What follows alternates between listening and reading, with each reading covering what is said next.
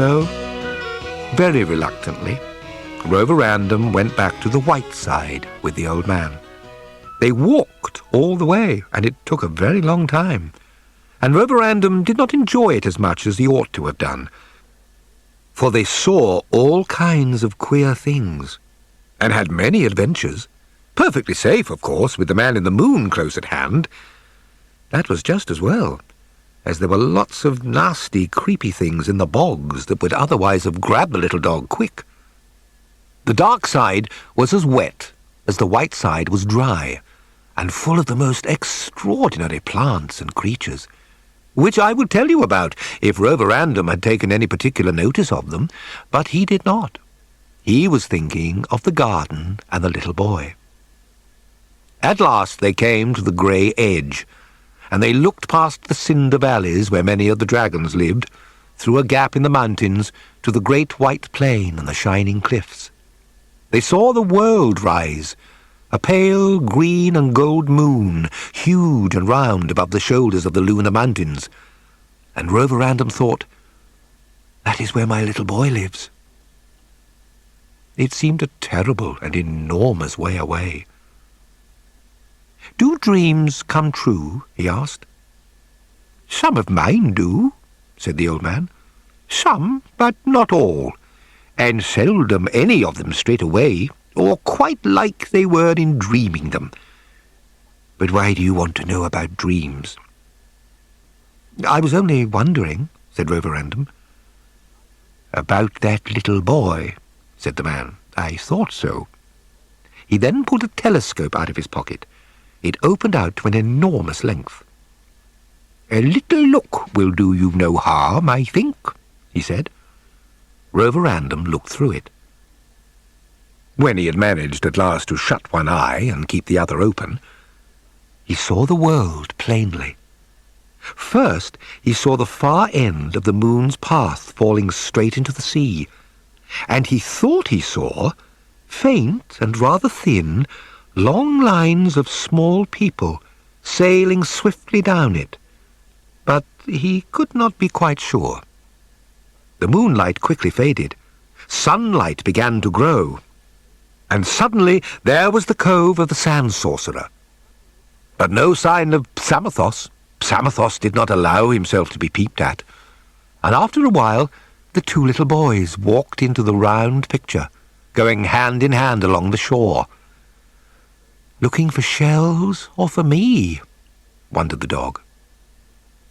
Very soon the picture shifted, and he saw the little boy's father's white house on the cliff, with its garden running down to the sea, and at the gate he saw an unpleasant surprise. The old wizard, sitting on a stone, smoking his pipe, as if he had nothing to do but watch there forever, with his old green hat on the back of his head and his waistcoat unbuttoned. "What's old Arthur what-do-you-call-him doing at the gate?" Roverandom asked. "I should have thought he had forgotten about me long ago. And aren't his holidays over yet?" "No, he's waiting for you, my doglet. He hasn't forgotten.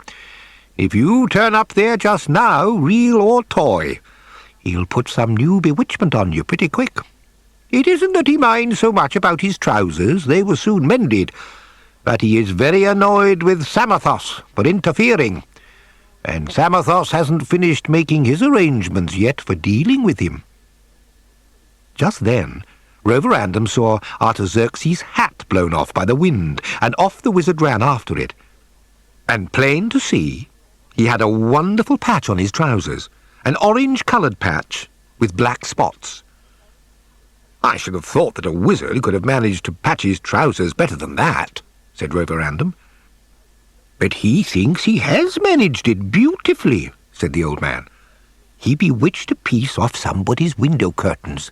They got fire insurance, and he got a splash of colour, and both are satisfied.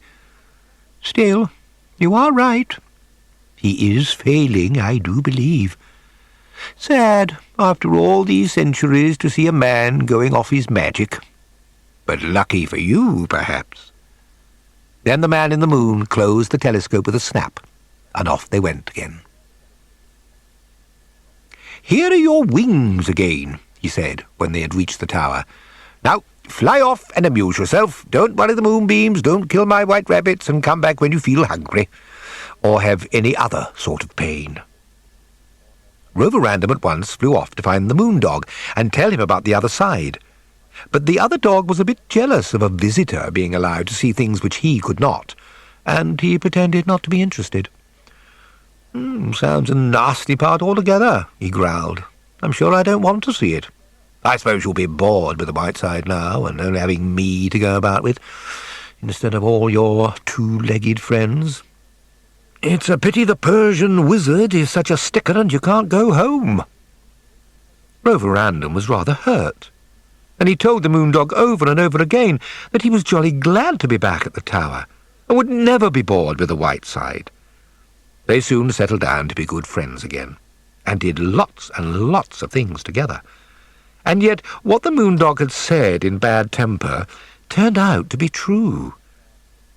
It was not Roverandom's fault, and he did his best not to show it, but somehow none of the adventures or explorations seemed so exciting to him as they had done before, and he was always thinking of the fun he had in the garden with Little Boy 2. They visited the valley of the white moon gnomes, moonums for short, that ride about on rabbits and make pancakes out of snowflakes, and grow little golden apple trees no bigger than buttercups in their neat orchards. They put broken glass and tic-tacs outside the lairs of some of the lesser dragons, while they were asleep, and lay awake till the middle of the night to hear them roar with rage.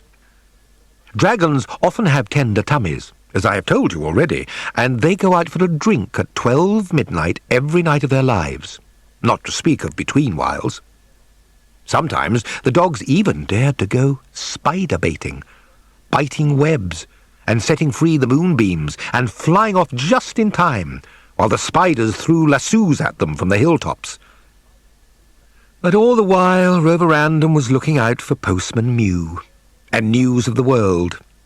Mostly murders and football matches, as even a little dog knows, but there is sometimes something better in an odd corner.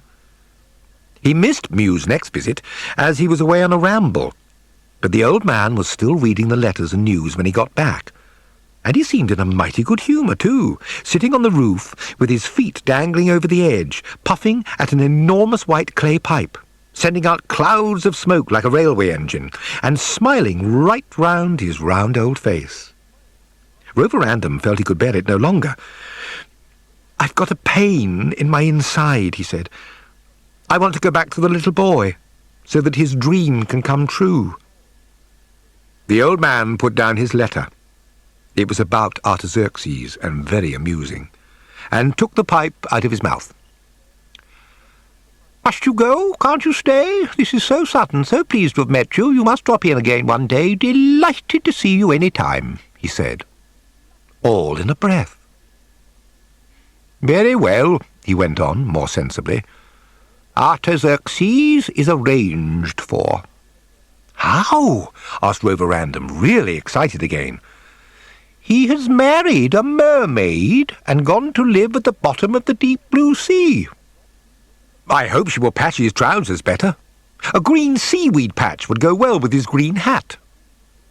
"My dear dog, he was married in a complete new suit of seaweed green, with pink coral buttons, and epaulets of sea anemones, and they burnt his old hat on the beach. Samathos arranged it all. Oh, Samathos is very deep as the deep blue sea, and I expect he means to settle lots of things to his liking this way. Lots more than just you, my dog. I wonder how it will turn out. Artaxerxes is getting into his 20th or 21st childhood at the moment, it seems to me, and he makes a lot of fuss about very little things. Most obstinate he is, to be sure. He used to be a pretty good magician, but he is becoming bad-tempered and a thorough nuisance. When he came and dug up old Samathos with a wooden spade in the middle of the afternoon and pulled him out of his hole by the ears, the Samathis thought things had gone too far, and I don't wonder. Such a lot of disturbance just at my best time for sleeping, and all about a wretched little dog. That is what he writes to me. And you needn't blush. So he invited Artaxerxes to a mermaid party, when both their tempers had cooled down a bit, and that is how it all happened. They took Artaxerxes out for a moonlight swim, and he will never go back to Persia, or even Pershore. He fell in love with the rich mer-king's elderly but lovely daughter, and they were married the next night. It is probably just as well. There has not been a resident magician in the ocean for some time. Proteus, Poseidon, Triton, Neptune, and all that lot, they've all turned into minnows or mussels long ago. And in any case, they never knew or bothered much about things outside the Mediterranean. They were too fond of sardines. Old Njord retired a long while ago, too. He was, of course, only able to give half his attention to business after his silly marriage with the giantess. You remember she fell in love with him because he had clean feet, so convenient in the home, and fell out of love with him when it was too late, because they were wet. He's on his last legs now, I hear. Quite doddery, poor old dear. Oil fuel has given him a dreadful cough, and he has retired to the coast of Iceland for a little sunshine. There was the old man of the sea, of course. He was my cousin, and I'm not proud of it. He was a bit of a burden, wouldn't walk, and always wanted to be carried, as I dare say you have heard. That was the death of him. Oh, he sat on a floating mine, if you know what I mean, a year or two ago, right on one of the buttons. Not even my magic could do anything with that case. It was worse than the one of Humpty Dumpty. "What about Britannia?" asked Roverandom, who, after all, was an English dog. Though, really, he was a bit bored with all this, and wanted to hear more about his own wizard. "I thought Britannia ruled the waves." "She never really gets her feet wet. She prefers patting lions on the beach and sitting on a penny with an eel fork in her hand. And in any case, there is more to manage in the sea than waves. Now they have got Artaxerxes, and I hope he will be of use. He'll spend the first few years trying to grow plums on polyps, I expect, if they let him, and that'll be easier than keeping the merfolk in order. Well. Where was I? Oh, of course. You can go back now, if you want to. In fact, not to be too polite, it's time you went back as soon as possible. Old Samathos is your first call, and don't follow my bad example and forget your P's when you meet him." Mew turned up again the very next day, with an extra post, an immense number of letters for the Man in the Moon, and bundles of newspapers, the Illustrated Weekly Weed, Ocean Notions, the Mermail, the Conch, and the Morning Splash. They all had exactly the same, exclusive, pictures of Artaxerxes' wedding on the beach at full moon, with Mr. Psamathos Psamathides, the well-known financier, a mere title of respect, grinning in the background. But they were nicer than our pictures, for they were at least coloured, and the mermaid really did look beautiful. Her tail was in the foam. The time had come to say goodbye. The Man in the Moon beamed on Roverandom, and the moon dog tried to look unconcerned. Roverandom himself had rather a drooping tail, but all he said was, "Goodbye, pup. Take care of yourself. Don't worry the moonbeams, don't kill the white rabbits, and don't eat too much supper." "Pup yourself," said the Moon Rover, "and stop eating wizard's trousers."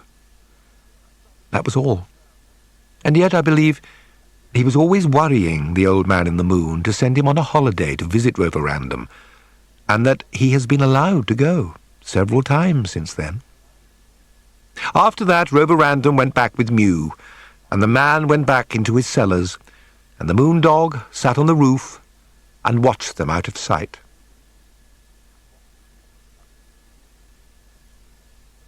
There was a cold wind blowing off the North Star when they got near the world's edge. and the chilly spray of the waterfalls splashed over them. It had been stiffer going on the way back, for old Psamothos's magic was not in such a hurry just then, and they were glad to rest on the Isle of Dogs. But as Roverandom was still in his enchanted size, he did not enjoy himself much there. The other dogs were too large and noisy, and too scornful, and the bones of the bone trees were too large and bony. It was dawn of the day after tomorrow, when at last they sighted the black cliffs of Mew's home. And the sun was warm on their backs, and the tips of the sand hillocks were already pale and dry by the time they alighted in the cove of Psamothos. Mew gave a little cry, and tapped with his beak on a bit of wood lying on the ground. The bit of wood immediately grew straight up into the air, and turned into Psamothos' left ear, and was joined by another ear, and quickly followed by the rest of the sorcerer's ugly head and neck. "What do you two want at this time of day?" growled Psamothos. "It's my favourite time for sleep." "We're back," said the seagull. "And you've allowed yourself to be carried back on his back, I see," Psamothos said, turning to the little dog. "I thought some of the Man in the Moon's dreams came true," said little Rover sadly. "Oh, did you? Well, that's the Man in the Moon's affair. My business is to change you back at once into your proper size and send you back where you belong.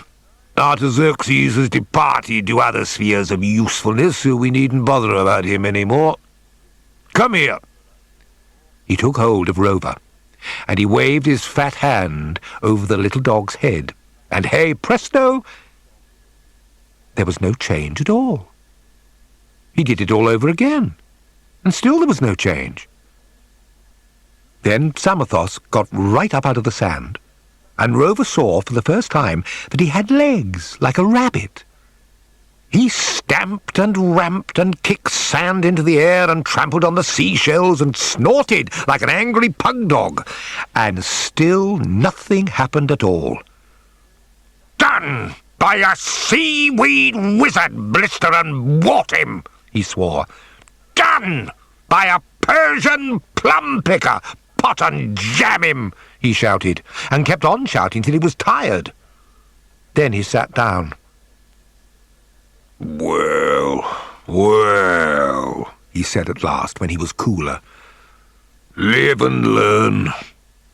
But Artaxerxes is most peculiar. Who could have guessed that he would remember you amidst all the excitement of his wedding, and go and waste his strongest incantation on a dog before going on his honeymoon, as if his first spell wasn't more than any silly little puppy is worth, if it isn't enough to split one's skin. Well, I don't need to think out what is to be done at any rate," Psamothos continued. "There's only one possible thing. You've got to go and find him and beg his pardon. But my word, I'll remember this against him till the sea is twice as salt and half as wet. Just you two go for a walk. I'll be back in half an hour, when my temper's better." Mew and Rover went along the shore and up the cliff, Mew flying slowly, and Rover trotting along, very sad. They stopped outside the little boy's father's house, and Rover even went in at the gate and sat in a flower bed under the boy's window. It was still very early, but he barked and barked hopefully. The little boys were either still fast asleep or away, for nobody came to the window. Or so Rover thought. He had forgotten that things are different on the world from the back garden of the moon, and that Artaxerxes' bewitchment was still on his size, and the size of his bark. After a little while, Mew took him mournfully back to the cove. There, an altogether new surprise was waiting for him. Psamothos was talking to a whale, a very large whale, Uin, the oldest of the right whales. He looked like a mountain to little Rover, lying with his great head in a deep pool near the water's edge. "Sorry I couldn't get anything smaller at a moment's notice," said Psamathe. "But he is very comfortable." "Walk in," said the whale. "Goodbye." "Walk in," said the seagull. "Walk in," said Psamathe, "and be quick about it. And don't bite or scratch about inside.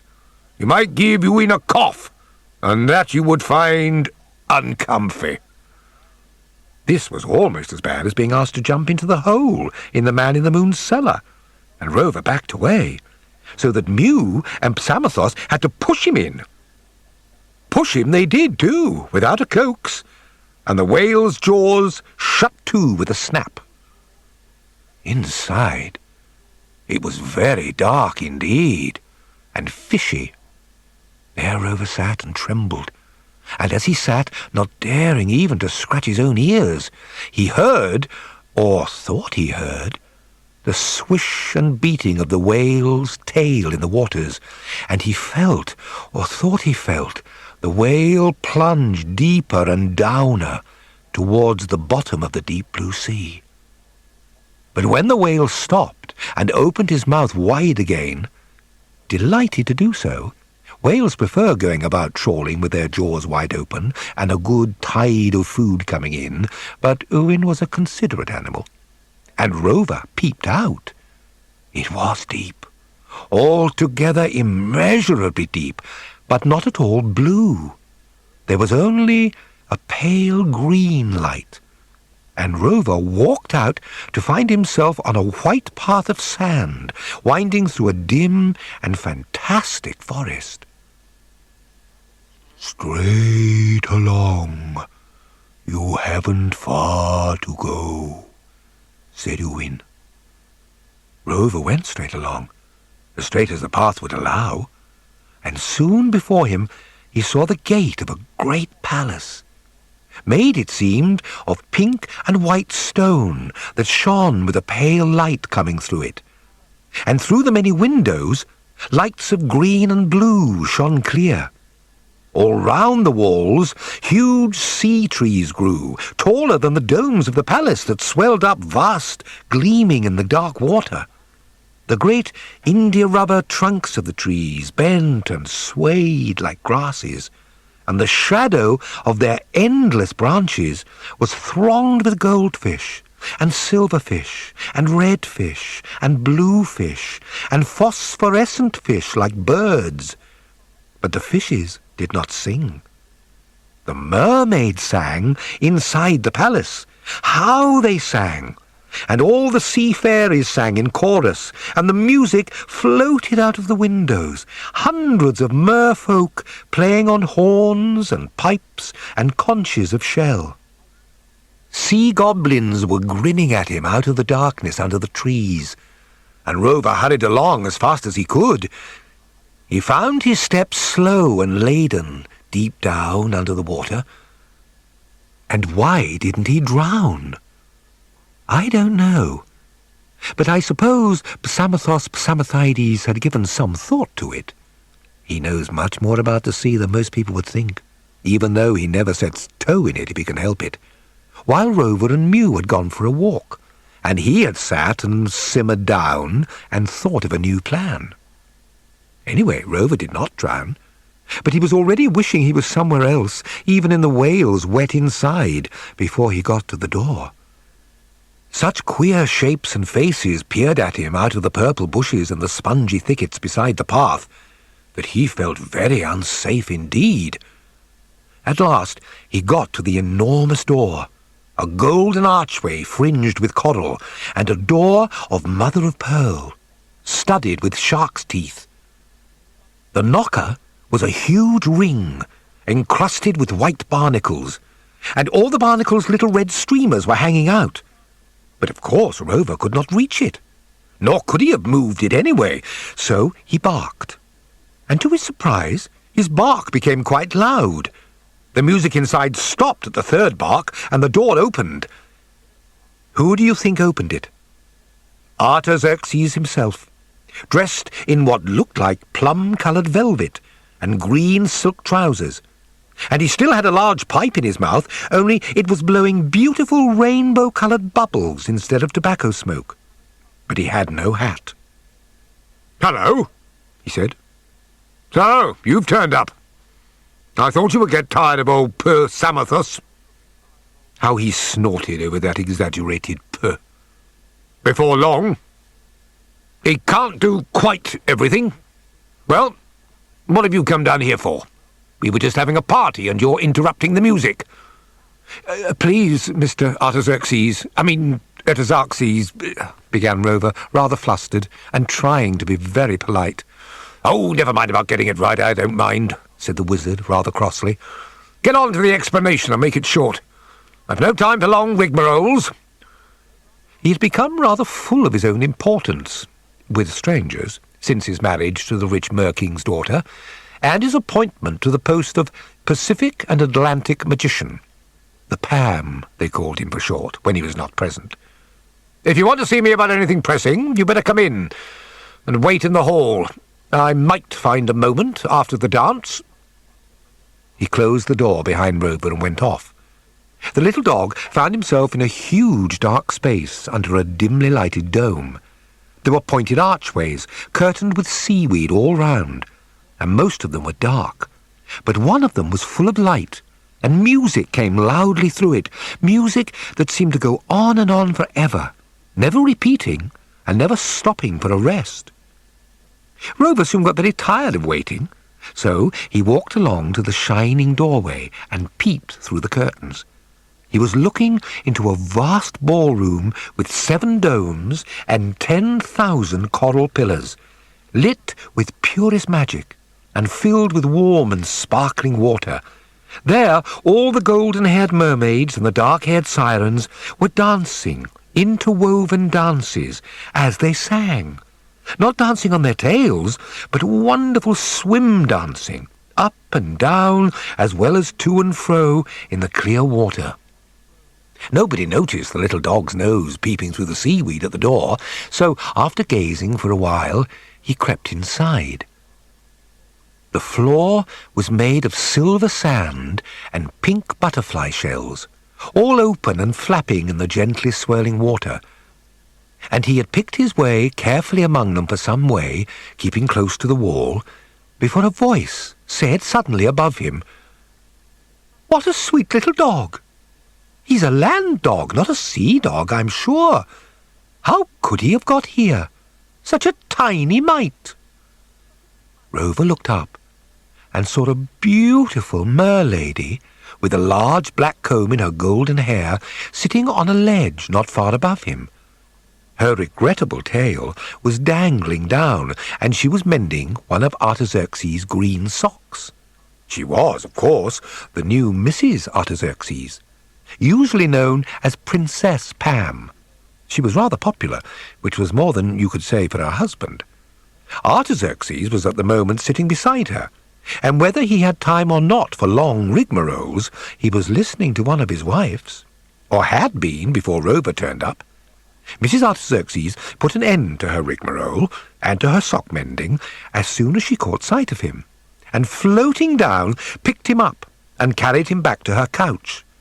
This was really a window seat on the first floor, an indoors window. There are no stairs in sea houses and no umbrellas, and for the same reason.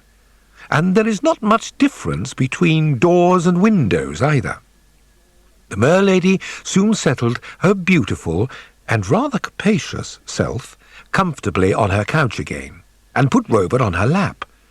And immediately there was an awful growl from under the window seat. "Lie down, Rover, lie down, good dog," said Mrs. Artaxerxes. She was not talking to our Rover, though. She was talking to a white mer-dog, who came out now, in spite of what she said, growling and grumbling, and beating the water with his little web feet, and lashing it with his large flat tail, and blowing bubbles out of his sharp nose. "What a horrible little thing," the new dog said. "Look at his miserable tail. Look at his feet. Look at his silly coat." "Look at yourself," said Rover, from the mer-lady's lap, "and you won't want to do it again. Who called you Rover? A cross between a duck and a tadpole pretending to be a dog? From which you can see that they took rather a fancy to one another at first sight. Indeed, they soon made great friends. Not quite such friends, perhaps, as Rover and the moon dog, if only because Rover's stay under the sea was shorter, and the deeps are not such a jolly place as the moon for little dogs, being full of dark and awful places where light has never been and never will be, because they will never be uncovered till light has all gone out. Horrible things live there, too old for imagining, too strong for spells, too vast for measurement. Artaxerxes had already found that out. The post of Pam is not the most comfortable job in the world. "Now swim away and amuse yourselves," said his wife, when the dog argument had died down, and the two animals were merely sniffing at one another. "Don't worry the firefish, don't chew the sea anemones, don't get caught in the clams, and come back to supper." Please, I can't swim," said Rover. "Dear me, what a nuisance," she said. "Now, Pam," she was the only one so far that called him this to his face, "here is something you can really do at last." "Certainly, my dear," said the wizard, very anxious to oblige her, and pleased to be able to show that he really had some magic, and was not an entirely useless official. Limpets, they called them in sea language. He took a little wand out of his waistcoat pocket. It was really his fountain pen, but it was no longer any use for writing. Merfolk use a queer sticky ink that is absolutely no use in fountain pens, and he waved it over Rover. Artaxerxes was, in spite of what some people have said, a very good magician in his own way, or Rover would never have had these adventures. Rather a minor art, but still needing a deal of practice. Anyway, after the very first wave, Rover's tail began to get fishy, and his feet to get webby, and his coat to get more and more like a mackintosh. When the change was over, he soon got used to it, and he found swimming a good deal easier to pick up than flying, very nearly as pleasant, and not so tiring, unless you wanted to go down. The first thing he did, after a trial swim round the ballroom, was to bite at the other dog's tail.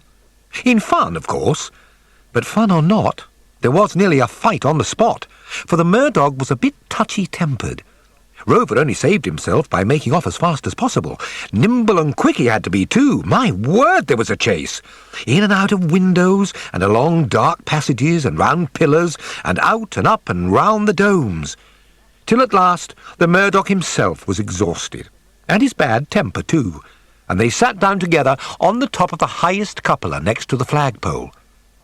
The Mer-King's banner, a seaweed streamer of scarlet and green spangled with pearls, was floating from it. "What's your name?" said the murdog, after a breathless pause. "Rover?" he said. "That's my name, so you can't have it. I had it first." "How do you know?" "Of course I know. I can see you are only a puppy, and you have not been down here hardly 5 minutes. I was enchanted ages and ages ago, hundreds of years. I expect I'm the first of all the dog rovers. My first master was a rover, a real one, a sea rover, who sailed his ship in the northern waters. It was a long ship with red sails, and it was carved like a dragon at the prow, and he called it the Red Worm, and loved it. I loved him, though I was only a puppy, and he did not notice me much, for I wasn't big enough to go hunting, and he didn't take dogs to sail with him. One day, I went sailing without being asked. He was saying farewell to his wife, the wind was blowing, and the men were thrusting the Red Worm out over the rollers into the sea. The foam was white about the dragon's neck, and I suddenly felt that I should not see him again after that day if I didn't go too. I sneaked on board somehow, and hid behind a water barrel, and we were far at sea and the landmarks low in the water before they found me. That's when they called me Rover, when they dragged me out by my tail. "Here's a fine sea rover," said one. "And a strange fate is on him that turns never home," said another with queer eyes. And indeed, I never did go back home, and I have never grown any bigger, although I have grown much older, and wiser, of course. There was a sea fight on that voyage, and I ran up on the foredeck while the arrows fell and sword clashed upon shield. But the men of the Black Swan boarded us and drove my master's men all over the side. He was the last to go. He stood beside the dragon's head, and then he dived into the sea in all his mail. And I dived after him. He went to the bottom quicker than I did, and the mermaids caught him. But I told them to carry him swift to land, for many would weep if he did not come home. They smiled at me, and lifted him up, and bore him away. And now some say they carried him to the shore, and some shake their heads at me. You can't depend on mermaids, except for keeping their own secrets. They're better than oysters at that. I often think they really buried him in the white sand. Far away from here, there lies still a part of the red worm that the men of the Black Swan sank. Or it was there when last I passed. A forest of weed was growing round it and over it, all except the dragon's head. Somehow, not even barnacles were growing on that. And under it, there was a mound of white sand. I left those parts long ago. I turned slowly into a sea dog. The older sea women used to do a good deal of witchcraft in those days, and one of them was kind to me. It was she that gave me as a present to the Mer-King, the reigning one's grandfather, and I've been in and about the palace ever since. That's all about me.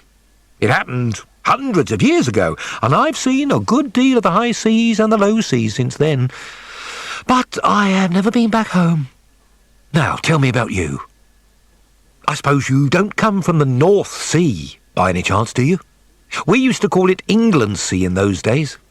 Or know any of the old places in and about the Orkneys? Our rover had to confess that he had never heard before of anything but just the sea, and not much of that. But I have been to the moon, he said, and he told his new friend as much about it as he could make him understand. The Murdog enjoyed Rover's tale immensely, and believed at least half of it. A jolly good yarn, he said, and the best I've heard for a long time. I've seen the moon. I go on top occasionally, you know, but I never imagined it was like that. But my word, that sky pup has got a cheek. 3 rovers. 2's bad enough, but 3's impossible. And I don't believe for a moment he's older than I am. If he is 100 yet, I should be mighty surprised. He was probably quite right, too. The Moondog, as you noticed, exaggerated a lot. And anyway, went on the Murdog, he only gave himself the name. Mine was given me. And so was mine, said our little dog. And for no reason at all, and before you had begun to earn it anyway. I like the man in the moon's idea. I shall call you Roverandom too. And if I were you, I should stick to it. You never do seem to know where you're going next. Let's go down to supper. It was a fishy supper, but Roverandom soon got used to that. It seemed to suit his webby feet. After supper, he suddenly remembered why he had come all the way to the bottom of the sea, and off he went to look for Artaxerxes. He found him blowing bubbles, and turning them into real balls to please the little mer-children. Please, Mr. Artaxerxes, could you be bothered to turn me—" began Roverandom. "Oh, go away," said the wizard. "Can't you see I can't be bothered? Not now. I'm busy." This is what Artaxerxes said all too often to people he did not think were important. He knew well enough what Rover wanted, but he was not in a hurry himself. So Roverandom swam off and went to bed, or rather roosted in a bunch of seaweed growing on a high rock in the garden. There was the old whale resting just underneath. And if anyone tells you that whales don't go down to the bottom or stop there dozing for hours, you need not let that bother you. Old Ewan was in every way exceptional. "Well," he said, "how have you got on? I see you are still toy-size. What's the matter with Artaxerxes? Can't he do anything? Or won't he?" "I think he can," said Roverandom. "Look at my new shape. But if ever I try to get on to the matter of size, he keeps on saying how busy he is, and he hasn't time for long explanations."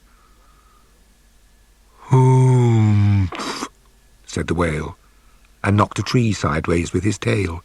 The swish of it nearly washed Roverandom off his rock.